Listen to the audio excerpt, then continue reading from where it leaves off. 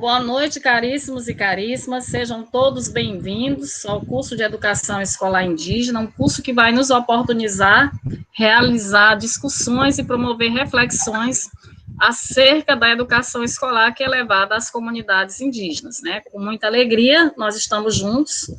Hoje nós vamos trabalhar o referencial curricular nacional para as escolas indígenas, né? Nós vamos conversar sobre esses referenciais, e é uma grande alegria estar com vocês, eu, professora Marinete Moura da Silva Lobo, com vocês aqui hoje nessa discussão sobre os referenciais curriculares para a educação escolar indígena. Vamos começar aqui a nossa apresentação, né? Vocês estão conseguindo visualizar a apresentação sobre os referenciais curriculares indígenas? Tá perfeito, professor. Pode botar em modo apresentação. Ok, né? Então, vamos lá.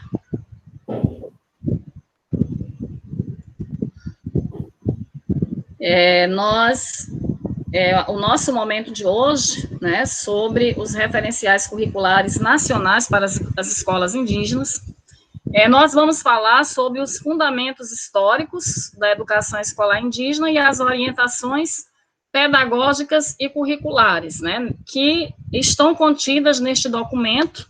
Nós estamos aí visualizando a capa desse documento. É um documento onde todos os professores que estão atuando nas comunidades indígenas precisam se apropriar, né, precisam ter o conhecimento das orientações curriculares contidas neste documento para que possam, né, estar fundamentando a sua atuação em sala de aula, né, como nós temos, assim como temos os referenciais curriculares para a educação infantil, para o ensino fundamental, para o ensino médio, né, para a educação profissional, para a educação de jovens e adultos, também nós temos os referenciais curriculares nacionais para as escolas indígenas, né.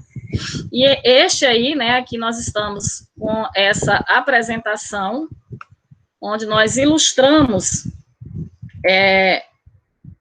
a capa dos referenciais para que todos vocês, eu acredito, né, que quem já tem essa experiência com a educação escolar indígena já conhece este documento, e aqui nós vamos fazer alguns destaques, né, e comentar, né, discutir alguns aspectos fundamentais contidos nesses referenciais, né. E aí eu começo com um fragmento poético que faz muito sentido para nós que estamos atuando na pesquisa ou no ensino nessa temática da educação escolar indígena, né, porque é uma temática muito fascinante e que nos mostra uma caminhada de lutas, de reivindicações, né, para que a escola indígena, ela exista com a sua categoria de escola indígena e com todas as suas especificidades que são garantidas, né, pela legislação educacional, em particular, né, de forma bastante especial, pela Constituição Federal e pela Lei de Diretrizes e Bases da Educação Nacional, né. Então, nós vamos começar.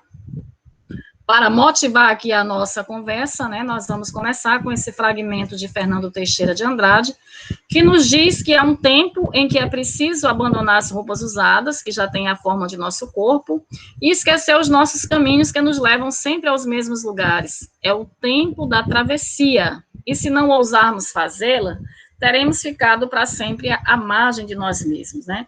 Então, eu gosto de fazer uma analogia com esse fragmento poético, quando eu trabalho a temática indígena, principalmente porque a escola indígena, ela está ainda se consolidando enquanto categoria de escola indígena específica, diferenciada e bilíngue e intercultural. Então, é um momento de travessia, onde professores indígenas, professores não índios que estão nas comunidades indígenas, pesquisadores, instituições, né, que estão aí como parceiras da educação escolar indígena, estão todos fazendo a sua parte para que essa travessia ela seja feita e realmente tenhamos uma educação escolar indígena de qualidade nas comunidades, né? Lembrando que aqui Barra do Corda, né? Barra do Corda, ela está inserida numa região que é essencialmente indígena, né? Nós temos a presença de povos indígenas. Na verdade, aqui em Barra do Corda, nós temos a presença do povo indígena Tentenrara Guajajara, mas a cidade é uma cidade regional, é uma cidade polo, né, que outras etnias, né, estão por aqui buscando assistência na área da saúde, na área da educação e em outras áreas, né, como, por exemplo, o povo Canela Ranconcamecrá, do município de Fernando Falcão, da aldeia Escalvado, o povo Canela Apaniecrá, também de Fernando Falcão, da aldeia Porquinhos, o povo Crenier, que é um povo timbira e recentemente foram instalados, né, numa região da zona rural de Tuntum, que faz limite com o município de Fernando Falcão, o povo Guajajara, dos municípios de Genipapo dos Vieiras, do município também de Itaipava do Grajaú, e o povo Crepum Cateiê, do município de Itaipava do Grajaú, né? Embora Barra do Corda só tenha uma etnia, depois, né, da divisão do município de Barra do Corda, né, que deu origem a 2 municípios, de Fernando Falcão e de Genipapo dos Vieiras. Então, depois dessa divisão, o município de Barra do Corda ficou apenas com uma parte do povo Tentenrara Guajajara, né? E aí, como é um município essencialmente indígena e que dá apoio a várias etnias aqui da região, né, nós temos uma convivência muito rotineira com esses povos indígenas. E aí nós não podemos ser alheios. Marinho, desculpa, tem um aluno tentando entrar. O quê? Tem um aluno tentando entrar, dá o aceite para ele, por favor. Tá. Vou ver aqui como é que aparece para mim. Só um instantinho. Tudo bem, pode continuar com a tela. Ok. Isso, aceita. Ok, né? Isso. Certo. Então, retomando aqui a nossa apresentação, né? Seja bem-vindo quem acabou de acessar, né? A tela está aparecendo agora, novamente? Perfeitamente, pode colocar em tela cheia. Ok, em tela cheia, né? Felipe Cavalcante, viu quem entrou? Para nós, essa convivência com os povos indígenas aqui na nossa cidade e região exige de nós, principalmente nós da área da educação, que nós estejamos, né, imbuídos dessa necessidade de conhecermos essa cultura indígena, né? E para também os professores indígenas que já estão lá nas comunidades, é interessante, né, o conhecimento de sua história, de sua cultura, de suas tradições, para levar esses conhecimentos, né, que chamamos de etnoconhecimento, para levar para a escola, para o currículo escolar. E o professor não índio que vai para uma comunidade indígena, ele também tem que assumir esse compromisso com a valorização da cultura, com a valorização da língua, com a valorização das tradições, né? Então, todos os professores que estão lá nas comunidades, eles precisam conhecer os referenciais curriculares nacional para as escolas indígenas, que é esse que nós vamos trabalhar aqui hoje, tá? Nós vamos aqui fazer um apanhado geral, né, desse referencial, né? Está aí na tela esse apanhado geral, né? O referencial, ele tem 2 partes, né? Tem a parte 1 para começo de conversa, e depois tem a parte que fala sobre as orientações curriculares, né? Então, o que é que tem neste documento, né? Que é um livro com muitas páginas, mas que todo professor indígena ou não indígena que vai lá para a comunidade, vai lá para uma escola indígena, tem que conhecer e tem que se apropriar. Então, o referencial, ele tem a parte da introdução, né? Nessa parte da introdução, tem a parte 1, que diz para começo de conversa, onde tem os fundamentos gerais da educação escolar indígena. Tá? Dentro desses fundamentos gerais, vai estar a multietnicidade, a pluralidade e a diversidade, a educação e conhecimentos indígenas, a autodeterminação, a comunidade educativa indígena, educação intercultural, comunitária, específica e diferenciada, as características da escola indígena. Tá? Então, isso aí é a parte 1 do referencial curricular nacional para as escolas indígenas. E a parte 2, né? Educação escolar indígena no Brasil, aí vem um breve histórico, né? Fala sobre a luta da educação escolar indígena para chegar ao que está hoje, que ainda está longe de ser o que a legislação preconiza para a escola indígena, né? Mas é o que se conseguiu até aqui, né? Então, esse breve histórico vai falar sobre a escola integradora e a pluralidade cultural, sobre o movimento dos professores indígenas, sobre a legislação, sobre os direitos dos povos indígenas na atualidade, sobre a legislação brasileira e a educação escolar indígena, a situação atual, as escolas indígenas dentro dos sistemas de ensino e os professores indígenas, atuação, formação e profissionalização, tá? Aí vem ainda dentro desta parte os desafios das escolas indígenas, né? E aí, como eu falei, a parte 2, ela vai falar sobre os currículos, ajudando a construir os currículos escolares, onde tem uma introdução, as orientações pedagógicas para a orientação curricular. Aí vem, para pensar o currículo, sobre a organização do trabalho escolar, implicações para a formação de professor e outros atores institucionais, e os temas transversais, além de orientações específicas de como se vai trabalhar as línguas, a matemática, a história, a geografia, as ciências, a arte e a educação física, né? Então, isso aqui é o sumário, né, de como é o referencial curricular para as escolas indígenas, né? Então, aqui, em resumo, certo? Em resumo, esse documento curricular, ele se divide em duas partes, né? Em dois grandes momentos, ou seja, duas partes, duas etapas.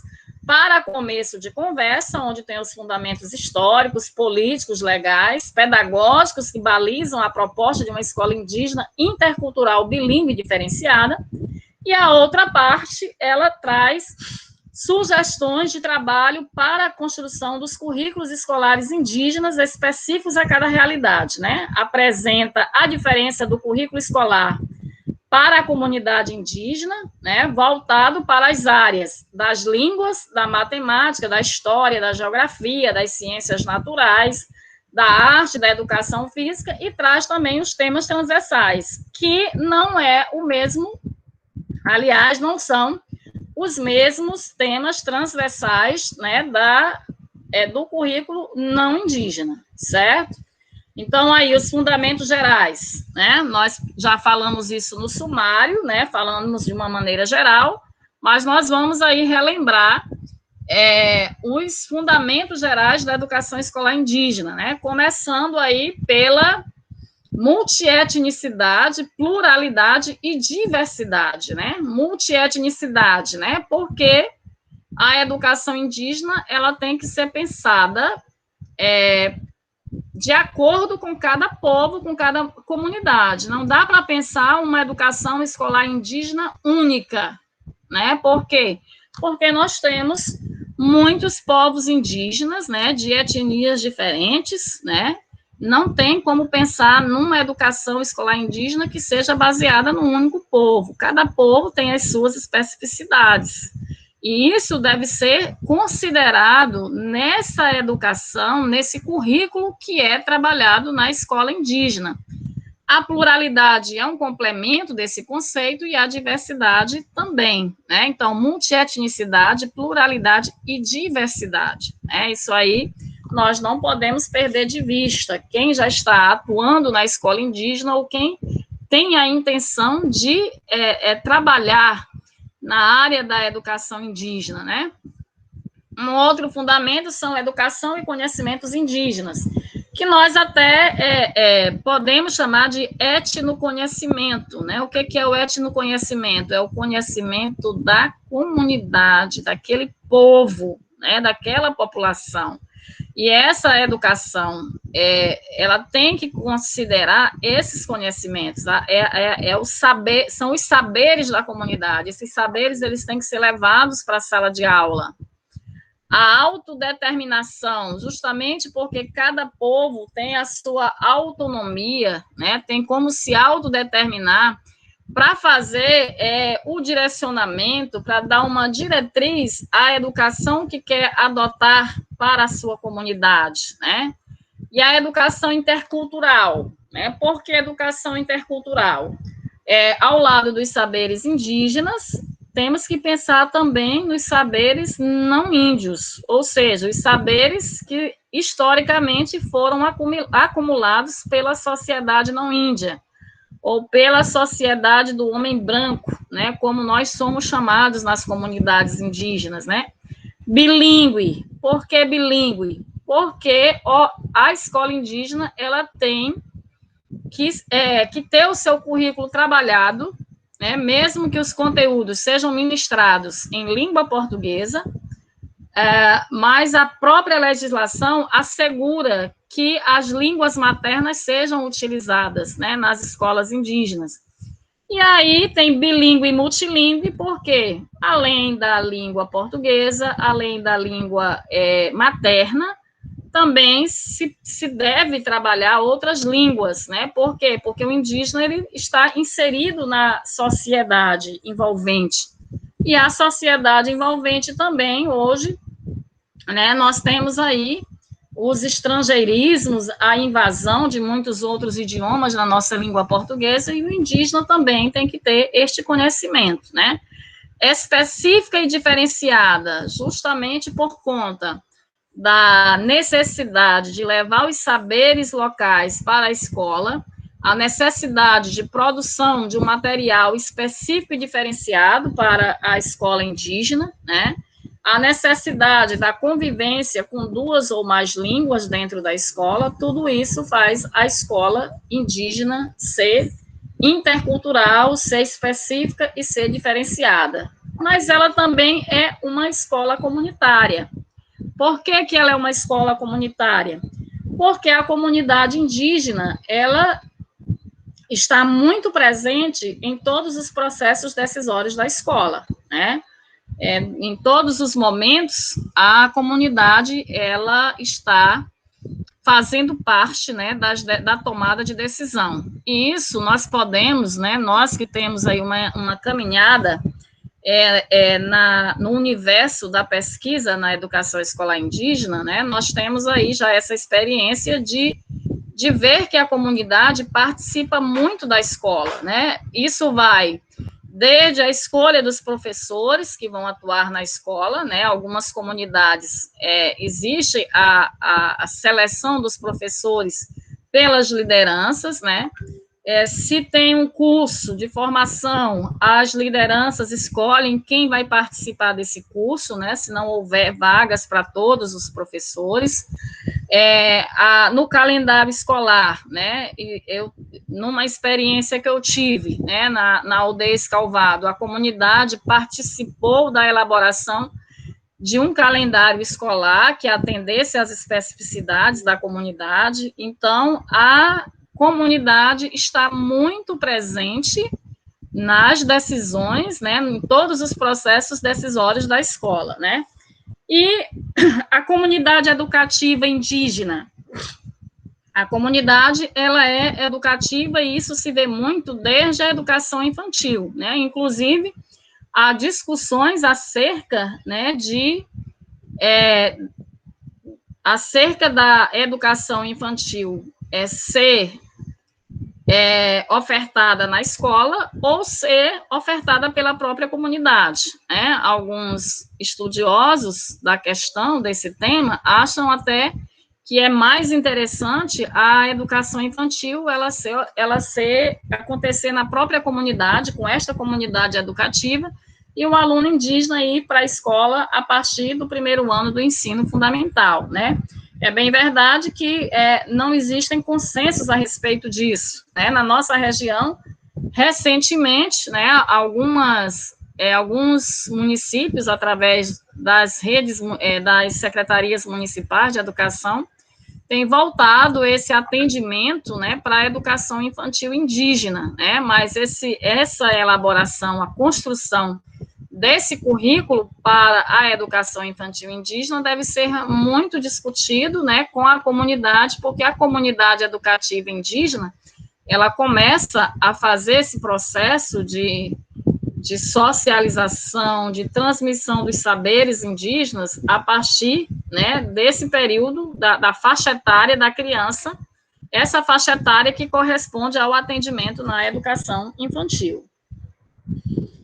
E aí nós vamos para os fundamentos legais, né? Nós vamos para os fundamentos legais, onde nós temos aí, né, a Constituição de 1988, nos seus artigos 210, 215 e 231.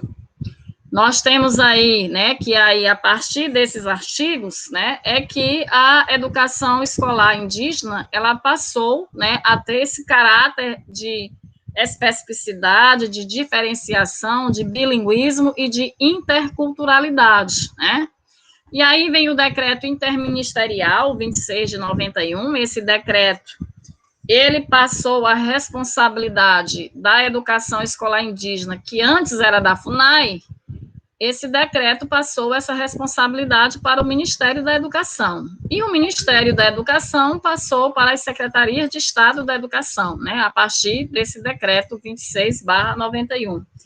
E aí vem os artigos da nossa Lei de Diretrizes e Bases da Educação Nacional, a Lei 93, 94, né, tem aí um equívocozinho de digitação no slide, 93, 94, de 1996, né, trazendo aí especialmente os artigos 78 e 79 sobre a educação escolar indígena. Aí vem essas resoluções e esses pareceres, né, que também trazem diretrizes para a educação escolar indígena, tá? E aí a gente vai discorrer sobre essa legislação, né? Vem aí o artigo 210 da Constituição Federal de 1988.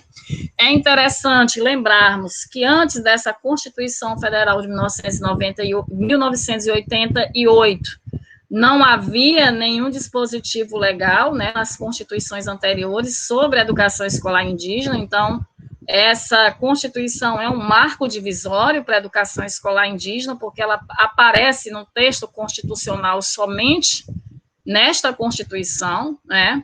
E a partir da Constituição veio a LDB e veio outras, né, outras normativas, né? Mas vamos ver aí o que diz o artigo 210, né? O artigo 210 assegura às comunidades indígenas o uso de suas línguas maternas e processos próprios de aprendizagem, garantindo assim um ensino bilíngue em suas escolas, né? Vamos ver o que são o uso de suas línguas maternas, né? Como é que acontece esse processo, né? Embora o currículo escolar, as aulas sejam ministradas em língua portuguesa, né, pelos professores não índios que vão para as comunidades indígenas, por exemplo, é garantida a essa escola que utilize a língua materna. Então, no geral, né, no formato que nós conhecemos da educação escolar indígena, há um professor, geralmente um professor indígena, que vai trabalhar a língua materna na escola, principalmente na educação infantil e nos anos iniciais do ensino fundamental, né? Esses processos próprios de aprendizagem. Professor, o que significa esses processos próprios de aprendizagem? Os indígenas, por exemplo, nas suas tradições, a festa da menina moça, para o povo Guajajara, por exemplo, né? É um processo próprio de aprendizagem. Quando da realização da festa, e aqui na nossa região acontece lá pelo mês de setembro, né? Setembro, outubro. Quando da realização dessa festa, o professor pode, a partir de todas as etapas da festa, ensinar este aluno como é que é a festa da menina moça, os seus alunos, né? Isso aí é um processo próprio de aprendizagem. Os indígenas saem para uma caçada, levam os jovens para aprender como se faz a caçada. É um processo próprio de aprendizagem, né? O que quer dizer isso? Esse processo próprio de aprendizagem. Quer dizer que esse ensino ele não acontece somente no espaço da escola. Esse ensino ele vai acontecer em outros espaços da comunidade, né? Vocês estão compreendendo? Tá? Então, esses processos próprios se referem justamente a essa aprendizagem em espaços não formais, né? Não quer dizer que a aprendizagem vai acontecer somente nos muros da escola ou somente também na metodologia que é utilizada na escola. A própria comunidade tem a sua metodologia para ensinar, né? Vem aí, aí vem o artigo 215, determina que é dever do Estado, né? E quando se fala em Estado aqui, não se está falando Estado, está se falando Estado enquanto poder público, né? A proteção das manifestações culturais, tornando a escola como instrumento de construção de saberes, valorização e reprodução da cultura, os quais formarão a base para o conhecimento e o respeito de outras sociedades, possibilitando, assim, a interculturalidade. Essa palavra interculturalidade é a palavra-chave da educação escolar indígena, né? Por que que ela é a palavra-chave? Porque a educação escolar indígena, ela deve, nesta educação escolar indígena, deve acontecer o diálogo entre as culturas, né? A cultura indígena e a cultura do não índio, né? Isso é a interculturalidade, tá? Lembrando que isso não quer dizer que a cultura indígena ela seja subordinada à cultura ocidental, como a gente fala, ou à cultura do não índio. Não existe uma cultura que seja inferior e uma cultura que seja superior. O que que existe? Existe culturas diferentes, tá? Mas não que uma deva se subordinar à outra. E aí, o artigo 231 da Constituição Federal, né, reconhece aos índios sua organização social, seus costumes, línguas, crenças e tradições e os direitos originários sobre as terras que tradicionalmente ocupam, competindo à União demarcá-las, protegê-las e fazer respeitar todos os seus bens. Lembrando que essa palavra União, ela se refere ao governo federal.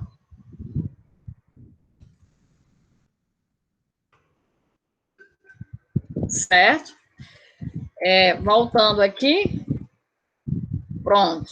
Então, aqui uma frase de Banil, Gessen Luciano dos Santos, que é conhecido como Banil, é um indígena, né, que é autor, é pesquisador, né, ele traz aí uma referência à Constituição Federal, né, somente em 1988, com a nova Constituição Federal, a tendência à dominação com a finalidade de integrar e homogeneizar a cultura indígena é substituída nas relações entre o Estado e os povos nativos, pela tendência do reconhecimento e da manutenção do pluralismo cultural étnico, né? Então, como eu falei, a Constituição de 1988, ela é um divisor de águas, né? É um divisor histórico nessa luta dos povos indígenas pela educação escolar de qualidade. E aí vem os artigos da LDB, os artigos 78 e 79, né, que faz referência direta à educação escolar indígena, né? Vamos ver aí o artigo 78. O inciso 1, proporcionar aos índios, suas comunidades e povos, a recuperação de suas memórias históricas, a reafirmação de suas identidades étnicas e a valorização de suas línguas e ciências, tá? Então, qual é a instituição que melhor exerce essa função de recuperação das memórias históricas? É a escola. Tá? Qual é a instituição que melhor pode trabalhar para a reafirmação das identidades étnicas? É a escola. Qual é a instituição que melhor pode trabalhar pela valorização das línguas e das ciências indígenas? É a escola, porque a escola é a instituição que vai preparar os indígenas, né, para a sociedade que aí está, para a sociedade que temos. Por isso que é importante trabalhar os conhecimentos indígenas, tá? Por quê? Porque a sociedade do não-índio, né, tem a sua cultura toda escrita, toda formalizada. Quando a gente chega na comunidade indígena, toda essa cultura ela é baseada na oralidade, né? Então, eu, inclusive, quando estou participando de cursos de formação de professores, eu sempre os motivo, porque são os professores indígenas que têm a responsabilidade, né, de registrar essa cultura que é tão rica, de registrar a memória histórica, de registrar os conhecimentos indígenas, as crenças, os costumes, os cantos, as danças, para que essa cultura seja valorizada, né? É necessária essa documentação escrita, esse registro escrito, para que essa cultura ela seja fortalecida, né? Aí o inciso 2 do artigo 78, garantir aos índios, suas comunidades e seus povos o acesso às informações, conhecimentos técnicos e científicos da sociedade nacional e demais sociedades indígenas e não índias. Estão vendo aí como o tempo todo a gente está voltando à questão da interculturalidade? Isso está muito presente aí nesses dois artigos. Um está falando especificamente do conhecimento indígena, o conhecimento da comunidade, a memória histórica, a reafirmação da identidade, a valorização da língua, e o outro está falando no acesso às informações e aos conhecimentos técnicos, científicos da sociedade nacional. Então, o indígena ele precisa desses dois conhecimentos. Ele precisa desses dois conhecimentos para que ele não perca a sua identidade, para que ele valorize a sua cultura, para que ele tenha realmente um sentimento de pertencimento àquela comunidade, mas, ao mesmo tempo, ele precisa desses outros conhecimentos para que ele possa ter acesso a todas as oportunidades da sociedade não índia, né? Então, é um diálogo muito contínuo, intenso, né? E é um diálogo que tem que acontecer constantemente, né? Por isso é que é necessário, né, que haja muitas formações, muitas oportunidades para os indígenas fazerem seus cursos de formação, para que eles possam assumir o protagonismo dos processos educativos em suas comunidades, né? Porque o indígena ele vai trabalhar melhor esse ete do conhecimento, esses saberes da sua comunidade. E aí vem o artigo 79. A União apoiará técnica e financeiramente os sistemas de ensino no provimento da educação intercultural às comunidades indígenas, desenvolvendo programas integrados de ensino e de pesquisa, né? Quais são esses programas integrados de ensino? Por exemplo, programas de licenciaturas específicas para professores indígenas. É um programa integrado de ensino. Por que é um programa integrado de ensino? Porque à medida que os indígenas participam de cursos de licenciatura intercultural, essa graduação ela vai oportunizar a atuação desse indígena que está cursando o ensino superior a fazer também as pesquisas na sua comunidade, né? Não somente fazer a pesquisa, mas também fazer extensão, né? E aí o indígena que participa de um curso de formação superior, né, ele vai começar também, dentro dessa dimensão da pesquisa, ele vai começar a pesquisar sobre aspectos culturais de sua comunidade, tá? O parágrafo 1º do artigo 79, os programas serão planejados com audiência das comunidades indígenas, né? Por exemplo, uma instituição pensa num curso pensa na oferta de um curso de licenciatura intercultural para professores indígenas. Essa instituição, ela não vai poder pensar esse curso isoladamente, tá?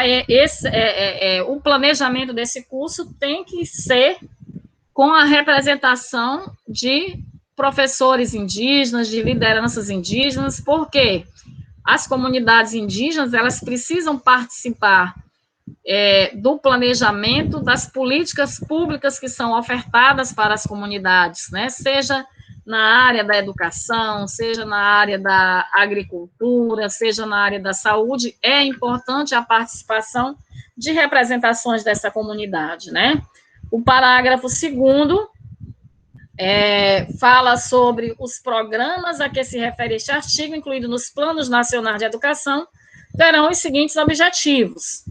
Inciso 1, fortalecer as práticas socioculturais e a língua materna de cada comunidade indígena e manter programas de formação de pessoal especializado destinado à educação escolar nas comunidades indígenas, né? Então, o exemplo que eu dei agora, né, sobre a oferta de um curso de licenciatura intercultural, né, dentro de um programa de formação de professores indígenas, ilustra aqui o inciso 1 e 2, né?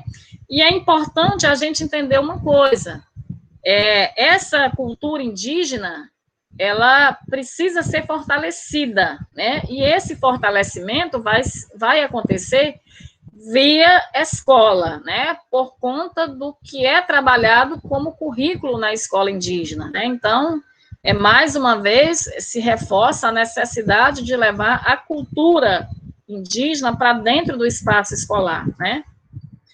Ainda no artigo 79, né, nós temos aí o inciso 3 do parágrafo 2º, desenvolver currículos e programas específicos, neles incluindo os conteúdos culturais correspondentes às respectivas comunidades.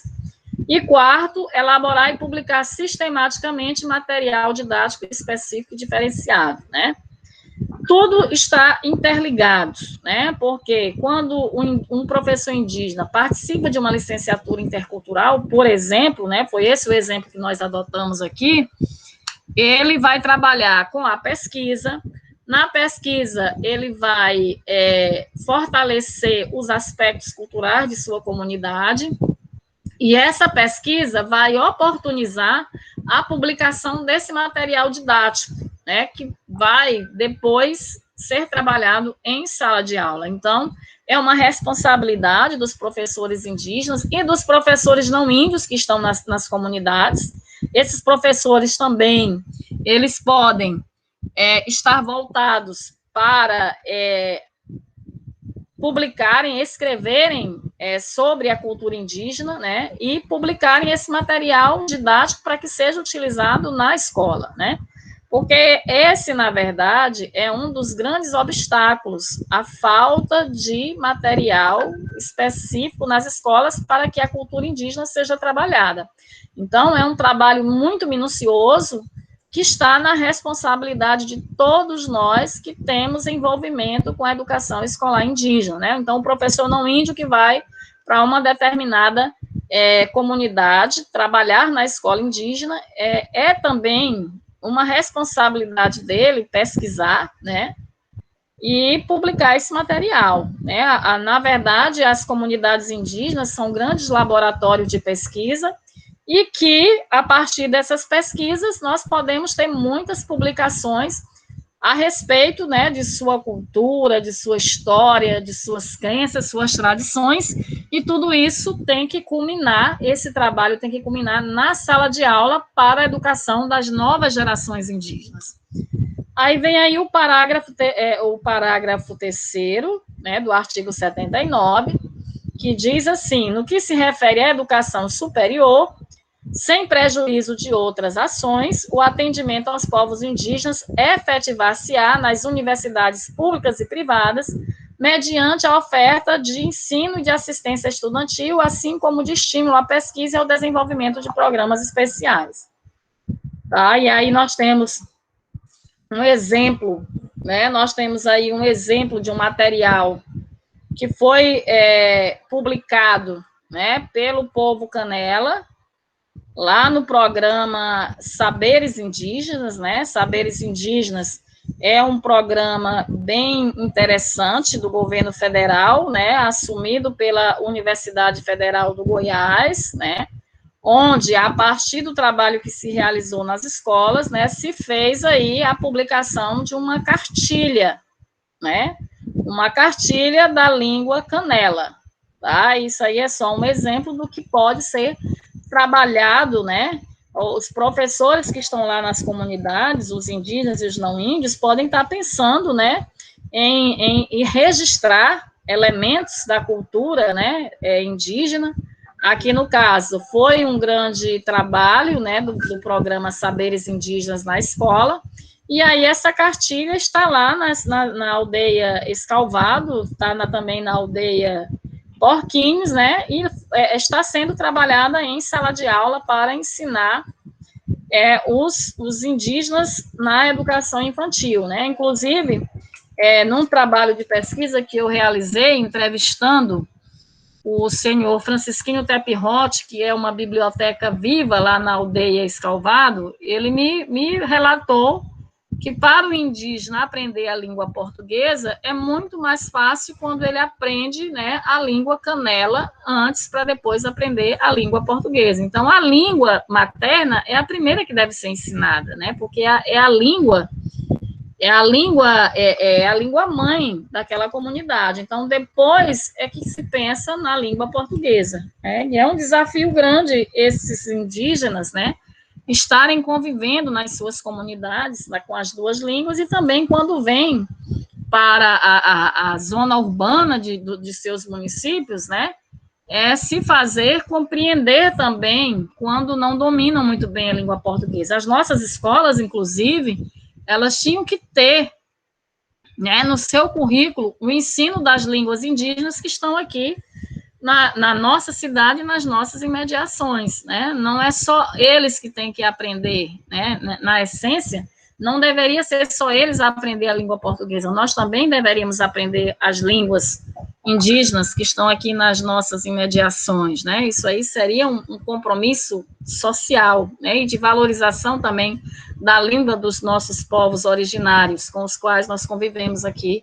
na nossa região, né? Inclusive, nós temos aí na nossa LDB, que foi incorporado o artigo 26A, que foi incorporado pela Lei 11.645, a obrigatoriedade de se discutir na escola não índia, né, a cultura e a história dos povos indígenas, né? Porque os povos indígenas fazem parte da nossa matriz formadora, né, da matriz formadora do povo brasileiro, né? Então, essa cultura, ela tem que ser valorizada, não é só na escola indígena, essa cultura tem que ser valorizada também nas escolas não índias, né?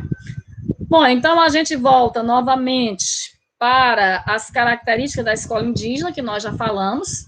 É intercultural, é comunitária, é bilíngue ou multilíngue, é específica e diferenciada. Um breve histórico, né? A escola integradora, tá?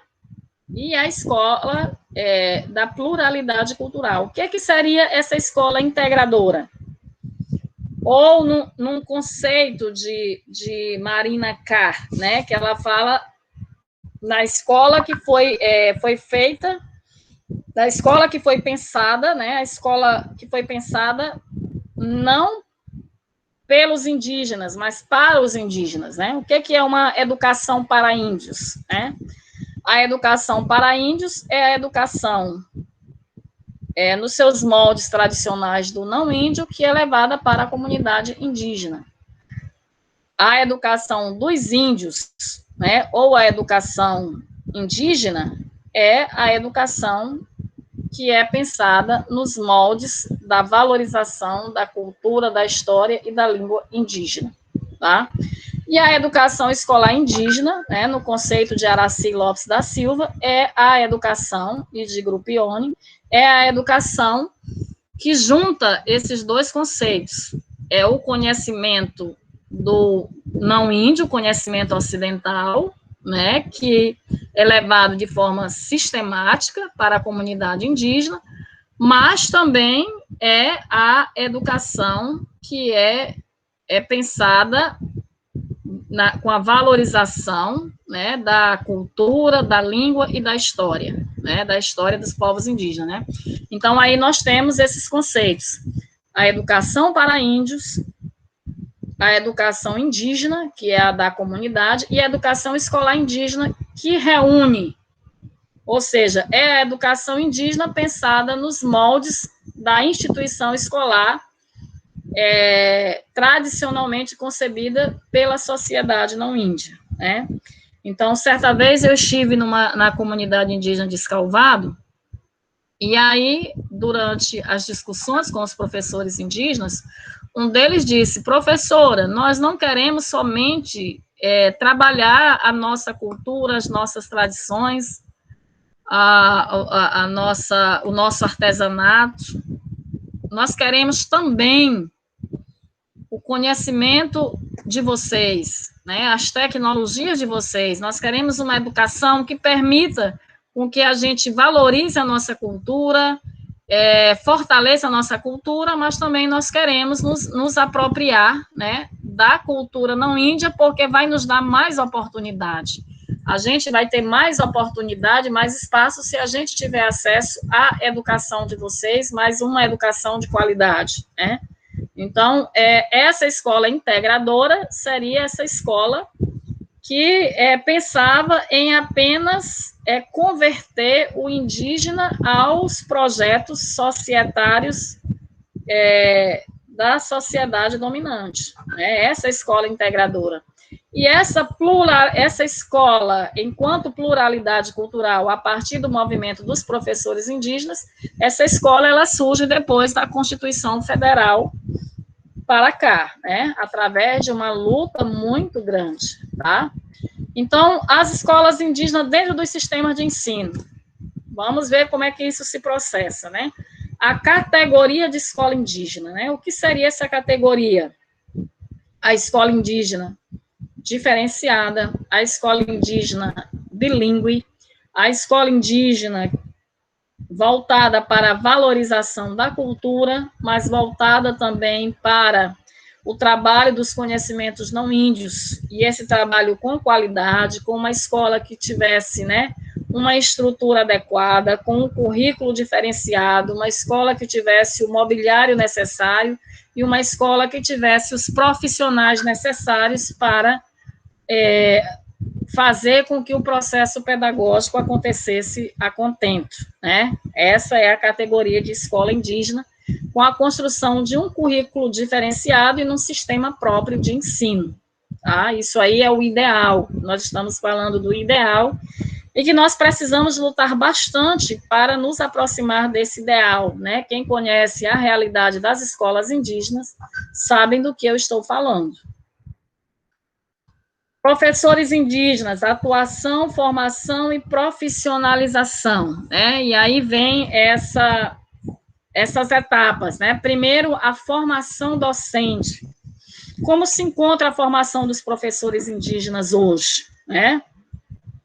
O professor indígena hoje busca, né? Todos estão aí em busca de sua formação. Muitos em busca de formação superior, né?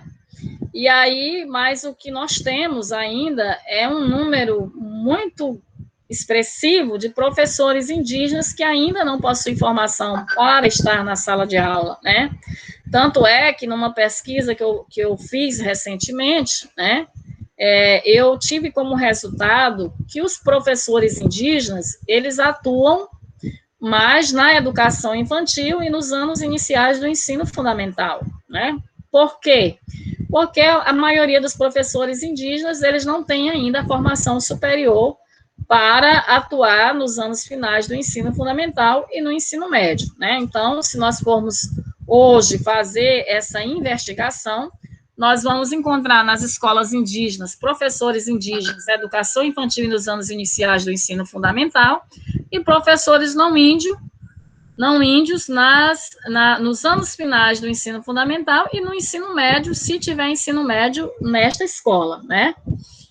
E aí vem, é necessário que os professores indígenas, eles tenham a sua formação em nível superior, para que eles possam assumir o protagonismo dos processos educativos em suas comunidades, né? Porque o professor indígena ele vai ter mais condições de trabalhar na educação indígena para efetivar, né, esses princípios da escola diferenciada, da escola específica e da escola bilíngue, né? E a partir dessa formação e desse protagonismo, né, esse professor indígena, ele ingressar formalmente no magistério indígena, né? Como é que acontece hoje aqui na nossa região? Há um seletivo, né? Há um seletivo onde professores indígenas e professores não índios concorrem a esse seletivo, certo?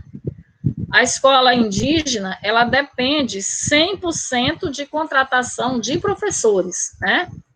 E aí, isso implica numa grande dificuldade para a escola indígena, porque ela não tem profissionais efetivos, né? Não existe nenhum professor efetivo na rede estadual, né? E eu digo rede estadual porque é responsabilidade da rede estadual a educação escolar indígena, né? E aí, nesse processo de regime de colaboração, ou a rede estadual, né? Ou a esfera estadual assume o ensino fundamental e o ensino médio das escolas indígenas e o município assume a educação infantil indígena, né? Mas seja na educação infantil, seja no ensino fundamental, seja no ensino médio, não existe um profissional efetivo para o atendimento do ensino nas escolas indígenas, né? Ainda tem mais outro detalhe, essa contratação, através de processo seletivo, ela é apenas para o professor, né? Então, outros profissionais na escola indígena não existem. Então, não existe o agente administrativo, não existe o ASG, não existe o coordenador pedagógico, o supervisor, então não existe nenhuma outra função, outro cargo na escola indígena que não seja o professor, né? Então, o contratado, ou pela rede municipal, ou pela rede estadual, é o professor, e o professor ele vai desempenhar múltiplas funções, múltiplas atribuições nessa escola indígena, né? Mas chegando aqui na parte de ajudando a construir os currículos escolares, né? Os fundamentos pedagógicos de suas decisões curriculares, as questões socialmente relevantes a serem tematizadas como conteúdos curriculares, isso tudo deve ser decidido em conjunto com a comunidade, as perspectivas de uma nova abordagem das áreas de estudos das línguas, né? E aí inclui a língua portuguesa, aí inclui a língua materna, né? A língua inglesa, matemática, história, geografia, ciência, arte, educação física, em contextos educacionais indígenas, né? Na disciplina de arte, por que não levar a arte indígena para ser trabalhado dentro da escola? O artesanato indígena, a pintura indígena, as manifestações culturais, como as festas, né? Cada povo tem as suas tradições, né? Lá entre o povo Canela tem a tradição do batismo, né? Por exemplo, quando nós chegamos à comunidade Canela, né? Nós somos recebidos e somos adotados por uma família, e aí a gente vai pertencer àquela família, e aí vai ter o novo adotado tem que passar pelo ritual do batismo para oficializar o pertencimento, né, àquela família indígena que nos adotou, né? Então, esse conhecimento, ele pode ser levado para dentro de várias disciplinas, porque é um conhecimento interdisciplinar. Na educação física, por que não levar a corrida de toras para ser trabalhado dentro do currículo da escola indígena, lá do povo Canela, né? A festa da menina moça pode ser levada a ser trabalhada, entre outras disciplinas, na disciplina de arte. E assim, contextualizar cada componente curricular dentro do contexto indígena, dentro da realidade indígena. Tá? Nós vamos aqui ver aqui a nossa árvore, né, dos componentes curriculares, matemática, geografia, história, ciências, educação física, arte, e tem os temas transversais, né? Os temas transversais, como o próprio nome diz, é um tema que vai perpassar pelo trabalho de todas as disciplinas, né? Aqui está faltando disciplinas, mas aqui foi só uma ilustração, né? Então, os temas transversais são temas que perpassam em todas as disciplinas. Tá? E aí nós temos os temas transversais da educação escolar indígena, terra e biodiversidade, autossustentação ou autossustentabilidade, direitos, lutas e movimentos, ética indígena, pluralidade cultural, educação e saúde, né? Esses são os temas transversais, né? E aí nós chegamos a este momento final, né, que nos traz aqui uma mensagem, né? São falas de professores, né? Interessante a gente compreender isso, né? A escola indígena tem que ser parte do sistema de educação de cada povo, no qual se assegura e fortalece a tradição indígena. A partir daí, teremos elementos suficientes para uma relação positiva com outras sociedades. Contribuir para que se efetive o projeto de autonomia dos povos indígenas a partir de seus projetos históricos, desenvolvendo novas estratégias de sobrevivência física, linguística e cultural, no contato com a economia de mercado, né? Essa última aqui é do professor Gessen dos Santos Luciano, mais conhecido como Baniwa, né? Agora nós vamos interromper e ver se temos algum questionamento. Nós vamos ver se temos algum questionamento em relação ao que foi trabalhado, né? Se não tivermos questionamentos, né, nossos participantes poderão ver esse momento gravado depois, né? E aí fica o nosso contato no WhatsApp, né, para conversarmos, para tirarmos dúvidas, né? Nós temos o nosso grupo aí do WhatsApp. Eu estou participando do grupo de educação escolar indígena. Fica aí o contato de telefone, né, 99981870101, para qualquer dúvida que os nossos participantes tiverem, né.